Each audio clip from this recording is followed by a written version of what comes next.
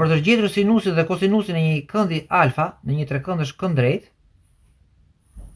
trekënd që këndrejt të këndi 90 gradë paraqitet me një katror me një pikë mes dhe na vazhdon ky këndi alfa dhe do gjejmë sinusin dhe kosinusin e këtij këndi alfa.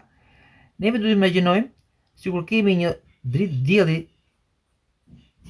vertikalisht sipër dhe bën dritë mbi një shtyllë mbështetur në mur, e cila është hipotenuza në këtë rast, dhe hija e kësaj shtylle do bjerë vertikalisht poshtë dhe do ketë gjatësinë, hija do ketë gjatësinë e brinjës A. Dhe kosinusi i këtij këndi është i barabartë i alfës, është i barabartë me A për mbi H. Kjo është gjatësia, vlera e kosinus alfës.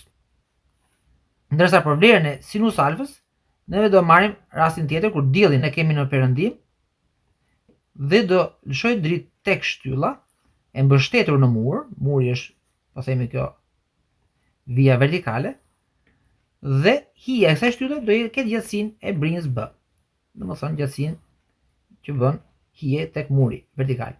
Në këtë rast sinusi i alfës është barabartë me B për mbi H. Në dy raste përdoret hipotenuza dhe projeksionet e hipotenuzës vertikalisht poshtë dhe horizontalisht.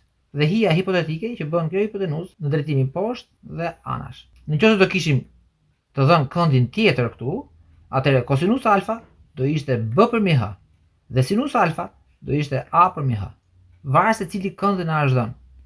Gjithmonë brinja që është ngjitur me këndin, ajo do përdoret gjithmonë për gjetur kosinusin e këndit. Për sinusin do përdoret brinja tjetër gjithmonë, cila do qoftë në varësi të këndit që na është dhënë.